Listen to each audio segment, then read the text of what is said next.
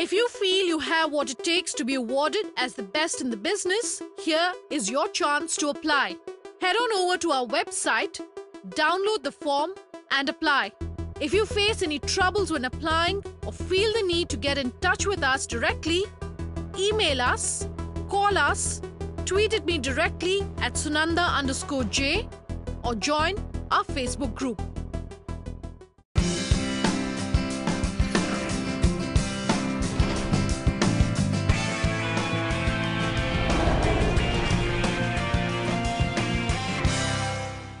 Hello and welcome to Leaders of Tomorrow, 18 Hours special initiative that celebrates the undying entrepreneurial spirit of micro, small and medium enterprises. This is the only daily MSME platform in the country, a show where you can voice your concerns and get answers to all your queries directly from our team of experts. We understand the issues that you, the MSME entrepreneur, face, and the show aims to bring you the most relevant and updated information on everything related to your businesses. Today, I'm in conversation with Rajesh Sawhney. He's the co-founder at Inner Chef and the founder of GSF Accelerator.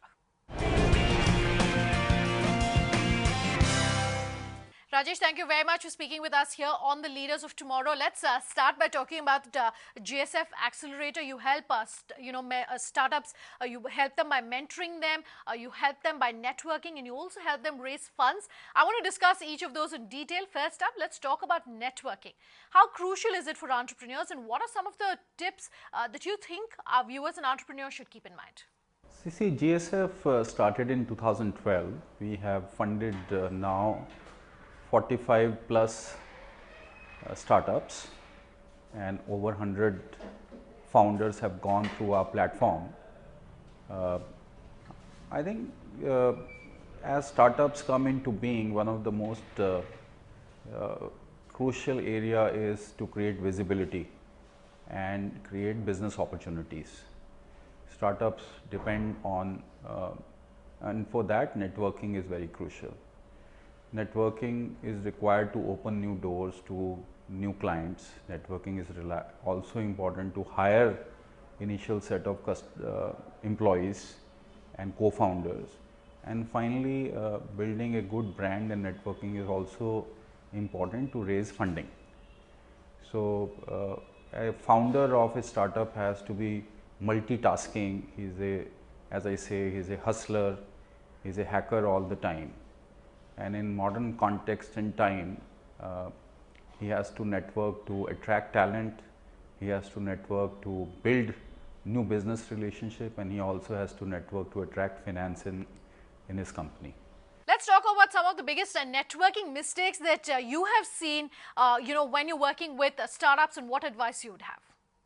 I think they make either of the two mistakes. I think one, that they don't network at all, they get bottled up and they are into their own world and don't get enough validation of their business. They feel their job is to launch the product and make websites or make apps, and the customers will come. And the other mistake is when they overdo it, when there are some founders and some entrepreneurs which are found at all events, they are reaching out to each and every person. I think networking is a very nuanced science. It requires targeted approach.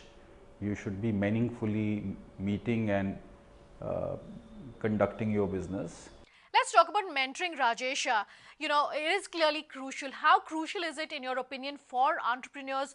And also, what advice would you have for our entrepreneurs in terms of looking for a mentor? Should it be different mentors for different fields like financing, branding, marketing, etc.? And should you look for mentors at different stages of your business life cycle? Yeah, I think mentoring to me is a two-way street. It's not about it's like your ability to not only access great skills or advice, but also to take it and listen to that advice and then internalize and implement. Of course, at different stages of companies, the role of mentors evolve and change. At the inception stage of the company, I advise startups to have access to 3 different kind of expertise. One is concerning fundraise. Startup have to raise a lot of funding in the first few years of their life. So if they have someone on board who's well versed with the nuances of fundraising, it helps. The second is with the business domain. Startups have to acquire, whether they are business to consumer or business to business, they have to acquire new customers, and they are becoming very specialized. Depending on the specialization and domain, if you could have expertise on your side, it would always be helpful. And the last is a friend, a forward thinker, a strategic thinker, who you can go, because a startup goes through many different challenges. Not everything that you put down on paper before starting works out. You have to pivot, change. You have team issues, you have to hire talent, you have issues between co-founders, and then finally you have issues relating to different aspects of business.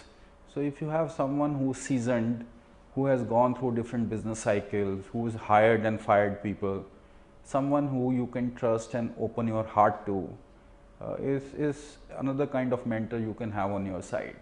These are things you don't talk to anyone, but you can sort of share with that mentor in person. Let's talk about the all-important question of money. Is there sort of like a thumb rule or a guidebook about how our viewers can go about becoming more ready for investments? First, you should understand how much money your business needs for you to be ready to go to the next stage. And generally, startups evolve in multiple stages.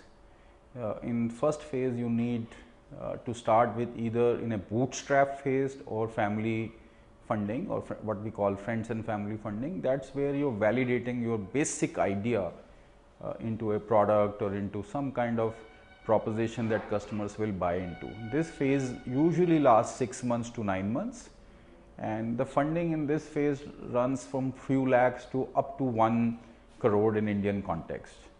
The second phase is when you're a little more ready in your organization, your team is a little set, your product is visible, maybe you have a first customer on board, is when you you need seed funding, or what I call angel funding.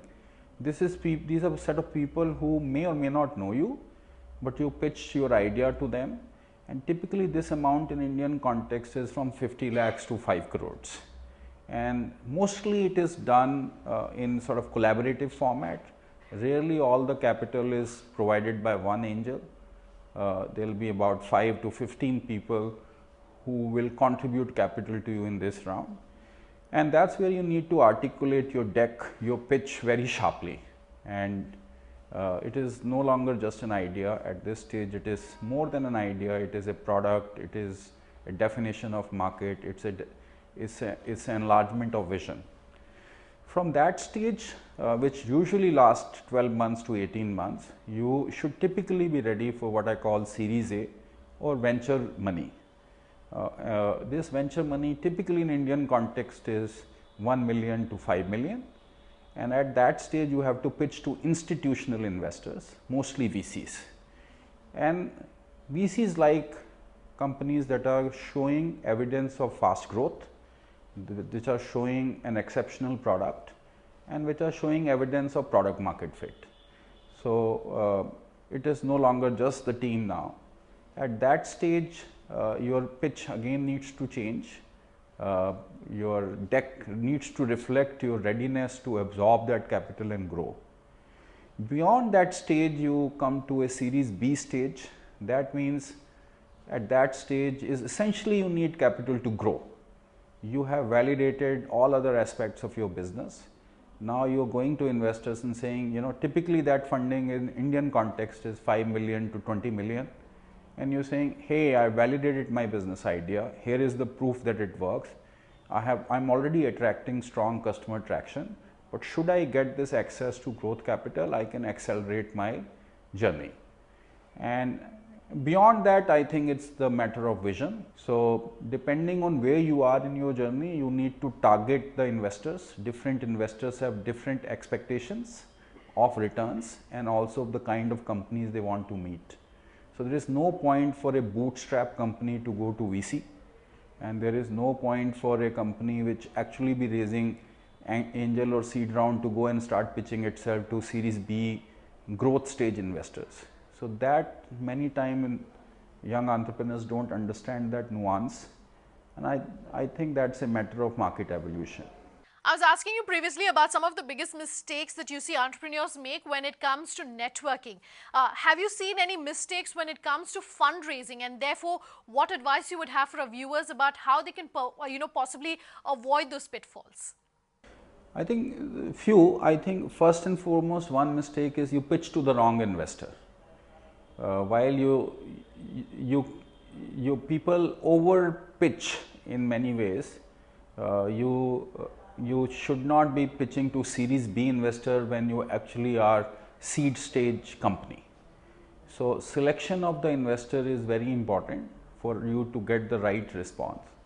The second is your pitch has to be very sharp and pointed and accurate to what you really want to achieve, in the sense of, should you give me 5 crore money, I can grow my business from point A to point B.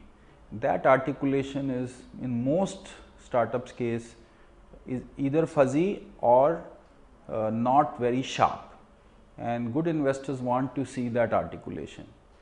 Finally, I think many entrepreneurs don't prepare enough for such meetings. These are short window meetings. Typically, you get 15 minutes to 45 minutes to make an impression, and you need to prepare hard for these meetings, from who will say what amongst the founding team. From investors are watching for body language, investors are looking at your confidence levels, investors are looking at how well researched you are in your own product, domain or market. All those things put together help an investor to make a decision, and most times I find entrepreneurs are underprepared. We're in conversation with Rajesh Sawhney of GSF. Do stay tuned, much more on the other side.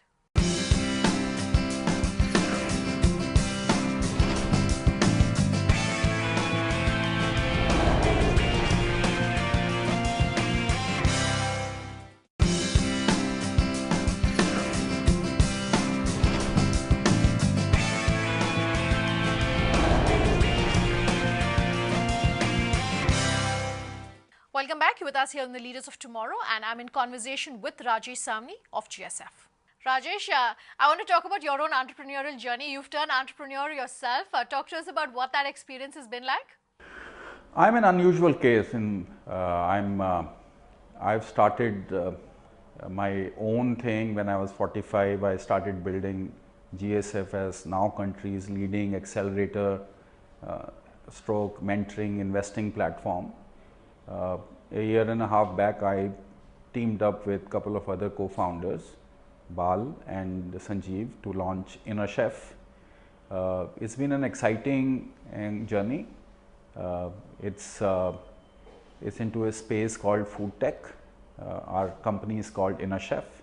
Our mission is to provide great food, a food that was available only to a few earlier.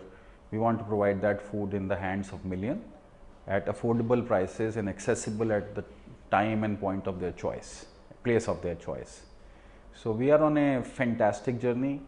We are growing very fast. InnerChef started in Gurgaon, now has expanded to Noida, South Delhi, West Delhi. We have opened kitchens in Bangalore, Marathali, Indiranagar, Koramangala, Sarjapur. We are now expanding in Bombay. We've already launched 2 kitchens, and Hyderabad. Our vision is, our business model has 2 underpinnings. One is we make our own food in our own kitchen, what we call in a kitchen in the cloud model. On top of it, our desserts are put in a marketplace, and these desserts are sourced from local, primarily women entrepreneurs. So today, within 1.5 years, we are already supporting 200 women entrepreneurs on our platform, and our vision is to launch thousands of kitchens in coming months, and tens of thousands of these women entrepreneurs on our platform. So we think of ourselves as a community food platform, which provides awesome food experience at affordable prices to the community it serves. The business that you're in as an entrepreneur, the food business, it's highly competitive, it's very fragmented. How is that changing, and how do you see MSMEs and entrepreneurs participating more in that field? See, first of all, food is a massive business, right? It touches all parts of economy from agriculture to retail. Food business is also a large employer. Most of the migrant population into bigger towns, first port of employment is restaurants, right? So we feel very thrilled to take part in this massive business opportunity called food. It's a fast growing business. I think food is now fundamentally getting disrupted with three mega changes which are global. And these are these, first, I think human palate is opening, and we are seeing it not just in New York and San Francisco or London, but most Indian cities. The proliferation of choice is amazing today.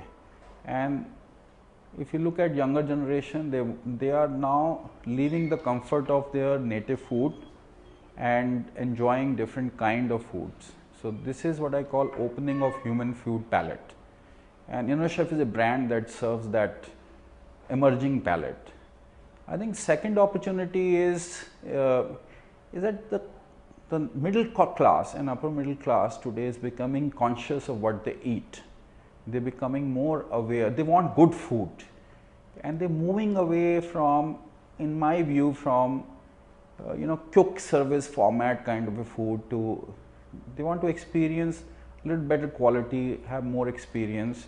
I'm not saying that they want to count their calories for every meal, but they're becoming conscious of what are the ingredients that go into the food, how was my food prepared, is the food fresh, how is it delivered to me. So InnoChef is beautifully positioned behind around this cusp of three mega trends. We deliver food wherever you want at affordable prices. It's fresh food. We cater to your emerging new palate, and finally this is a great food and great new experience that you really care for. So given this landscape of consumer behavior change, I think India will see emergence of new food brands, whether in technology space or outside.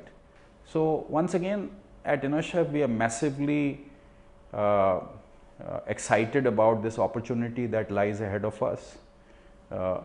In food business, execution is key, and we are determined to execute well. Rajesh, we love on the Leaders of Tomorrow to ask all of our experts about any advice that they've received along their professional journey and how that is shaped to influence their thinking. One piece of advice that you've possibly received, and what advice you'd have for our viewers then? I think as you continue to accumulate new experiences in your life, you have to let go and let the, what I say, you have to practice the art of unlearning. And unlearning is even bigger virtue than learning. Unlearning allows you to keep yourself fresh and available for newer ideas to absorb you. So my advice to all the entrepreneurs is work hard. There is no substitution to working hard. Work smart, because today consumers are not looking for a value proposition which is 10% better than your competition. They're looking for something that is 10 times better than what is available today. I'm winding down this conversation, Rajesh, and I definitely need to talk about technology, because that's impacting every industry and everything that we do. How is technology shaping the way the food business is being done in India? Oh, technology is a massive disruptor and massive opportunity, not just in food, but in everything in our life. Specifically in food business, first technology of apps, website, and now messaging bots is revolutionizing the way people order food. The historical way of ordering food through telephone is gone. It is also substituting kitchens, and it's also substituting going out. So with mobile technology, you create a very personalized very convenient experience for food ordering, and the brands that crack that will win big term. Secondly, technology is playing a massive role in the way kitchens are run today. We can even see in some years that the chefs will be substituted with robots. That is the extent of technology that is coming into kitchens. And finally, the technology is playing great role in supply chain integrations. And supply chain integration not just with the vendor. Now the modern kitchens will interact directly with the farms and farmers.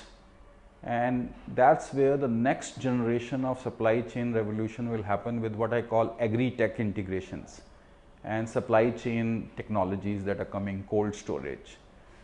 We are at the front of this massive disruption. We are closest to the consumer, but at the back end we are interacting with massive changes that are happening in the agriculture and the farming and the supply chains. So no one should underestimate the role of technology in the way that will impact the food business. We should never dismiss technology just as food tech fad. I think the role of technology and the kind of intervention technology will do in the food business are very deep rooted, and the brands and the management teams that understand the disruptive natures of technology will have the potential to build very big business. All right, Rajesh, thank you very much for speaking with us here on the Leaders of Tomorrow. Today, we brought you tips on the food business, as well as what you, the entrepreneur, should keep in mind when it comes to tips and tricks for this business. If you are a business that wants to be featured on the Leaders of Tomorrow, you can get in touch with us. The email ID is leadersoftomorrow@timesgroup.com. You can reach us on social media using the hashtag LOT. You can tweet at me personally to Sunanda_J, or call us on that number that you see on your screens, and we promise to have all your queries answered. Thanks for watching. Have a good night.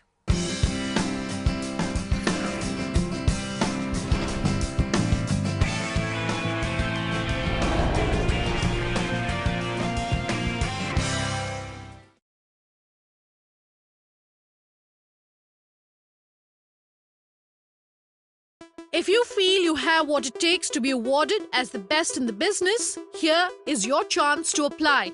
Head on over to our website, download the form and apply.